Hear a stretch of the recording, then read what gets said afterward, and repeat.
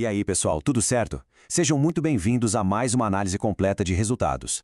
Hoje a gente vai mergulhar de cabeça nos números da Grendene, ticker GRN3, uma das gigantes de calçados do Brasil, para entender direitinho o que rolou nesse terceiro trimestre de 2025.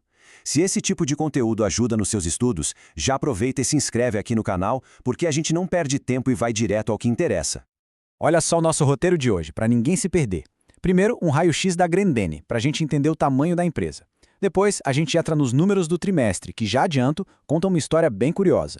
No terceiro ponto, o duelo do trimestre, mercado interno contra a exportação. Depois vamos focar na estrela da companhia, a marca Melissa. Na quinta parte, uma análise mais direta para o investidor. E para fechar, a gente discute a estratégia e o futuro da Grendene. Fica por aí que a análise vai ser completa. Beleza? Então vamos começar pelo começo. É fundamental a gente entender quem é a Grendene, o que ela faz e quais são as marcas poderosas que estão debaixo desse guarda-chuva. Bom, a Grendene não é pouca coisa não, viu? É uma das maiores fabricantes de calçados do mundo. Ela é negociada na nossa bolsa AB3 com o ticker GRND3. O foco dela é bem interessante, moda que seja acessível e, ao mesmo tempo, sustentável, o que é um baita diferencial hoje em dia. E as marcas, com certeza todo mundo conhece, Melissa, Ipanema, Raider, Grendene Kids e Zaxi. Para ter uma noção do tamanho, no final de setembro de 2025, o valor de mercado dela batia os 4,7 bilhões de reais. É uma gigante sem dúvida. E aqui está uma das grandes sacadas da Grendene. De um lado a gente tem a Melissa, que não é só um calçado, né? Um item de moda, quase de colecionador. Ela atinge um público que busca algo a mais e topa pagar por isso. Do outro, a Raider, com aquela pegada super forte na cultura urbana, no público mais jovem, focada em conforto e estilo para o dia a dia. Essa diversificação é genial, porque permite que a Grendene jogue em vários campos ao mesmo tempo e se proteja se um segmento específico não for tão bem. É a chave para a receita da empresa ser tão resiliente. Certo, agora vamos para o prato principal, os números do terceiro trimestre de 2025. E preparem-se, porque eles contam uma história cheia de contrastes, quase um paradoxo. Olhando o número principal, a primeira impressão é boa. A receita líquida cresceu 1,4% em relação ao mesmo período do ano passado, chegando a 760,1 milhões de reais. Num cenário econômico desafiador, qualquer crescimento parece uma vitória, né? Mas calma, a história por trás desse número é bem mais complexa do que parece. E é aqui que a coisa começa a ficar estranha. Ao mesmo tempo que a receita subiu, o volume de pares de calçados vendidos, ou seja, a quantidade de produtos, caiu mais de 10%. Peraí, a Grendene faturou mais, mas vendeu bem menos calçados. Isso já acende um sinal de alerta e nos obriga a cavar mais fundo. E o resultado final dessa conta aparece na última linha do balanço, que é a que mais importa para o acionista. Uma queda de quase 23% no lucro líquido recorrente. E aqui a situação fica mais séria. Vender menos produtos e ainda ser menos lucrativo é uma combinação bem perigosa que pressiona os resultados da empresa. Então fica a grande pergunta no ar. Como é que pode a receita subir se a empresa está vendendo menos? É mágica? Não, não é. A resposta está nos detalhes de onde e o que a Grendene está vendendo. E a chave para decifrar esse enigma está na geografia. É como se a Grendene fosse duas empresas diferentes no mesmo trimestre. Uma é a Grendene operando aqui no Brasil, que enfrentou um cenário bem difícil. A outra é a Grendene vendendo para o mundo, que teve um desempenho espetacular. Vamos analisar essa briga? De um lado, o Brasil, um cenário, vamos ser sinceros, bem complicado. Inflação ainda pesando, famílias endividadas com poder de compra menor e uma concorrência cada vez mais forte. Do outro, o mercado internacional. Aí a história foi completamente diferente. Uma história de sucesso, com crescimento forte e os produtos sendo super bem recebidos. E esse gráfico aqui, pessoal, não me deixa mentir. A diferença é gritante.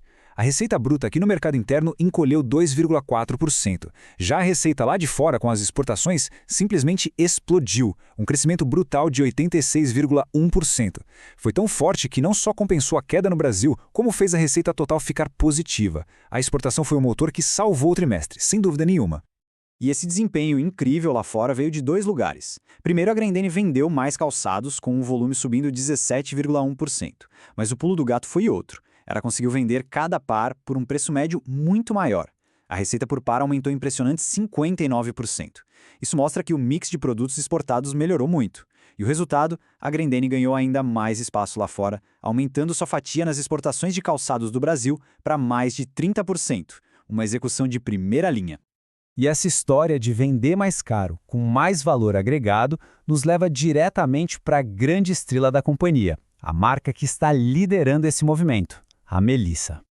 Enquanto as marcas mais do dia a dia sofreram um pouco no mercado brasileiro, a Melissa brilhou. Ela é a personificação da estratégia da Grendene de focar em produtos com maior percepção de valor e, consequentemente, margens de lucro mais gordas.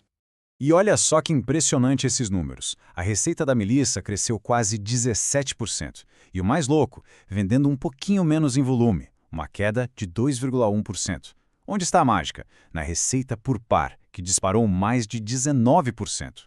Isso é o que a gente chama de poder da marca, conseguir aumentar o preço sem afastar o consumidor. Em total contraste, as outras marcas mais sensíveis ao preço tiveram uma queda de 8% na receita. Fica claro qual estratégia está funcionando melhor. Ok, a gente já entendeu a operação. Mas e para o bolso do investidor? O que tudo isso significa? Vamos traduzir esses resultados para as métricas financeiras que importam. Um ponto de atenção que pressionou o lucro foi o custo do produto vendido, que subiu 4,1%. Os maiores vilões aí foram o custo com mão de obra, que aumentou, e um fator mais técnico. Como a fábrica produziu menos calçados, os custos fixos dela se diluíram menos, pesando mais em cada par produzido. Essa perda de eficiência é algo para ficar de olho. E essa pressão nos custos bateu direto na margem líquida recorrente, que mostra o quanto de cada real de venda vira lucro de verdade. E a margem caiu, e não foi pouco. Foi para 26,2%, uma queda de 5,7 pontos percentuais em um ano. Ou seja, mesmo com a receita um pouco maior, a operação como um todo ficou bem menos lucrativa.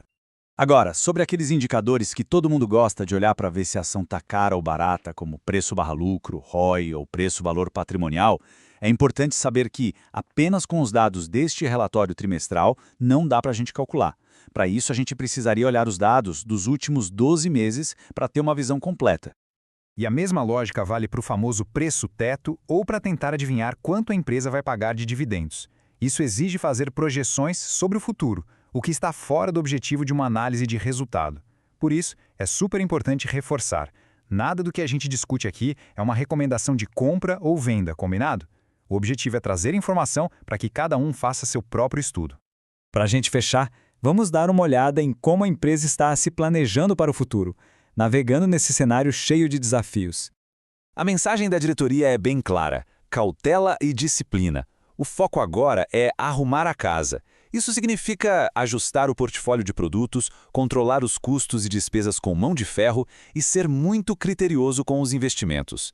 É uma estratégia de resiliência para garantir que a empresa continue forte e gerando valor no longo prazo, mesmo que o curto prazo continue complicado. E a gente termina com essa reflexão. Com o motor da exportação funcionando a todo vapor, será que a Grendene consegue virar o jogo e voltar a crescer forte também aqui no Brasil? Deixa sua opinião aqui nos comentários e aproveita para sugerir outras empresas para a gente analisar. Não esquece também de conferir os vídeos da nossa carteira do canal, onde a gente investe nosso dinheiro na prática todo mês. E claro, se ainda não for inscrito, se inscreve aí para não perder nada. Um abraço e até a próxima!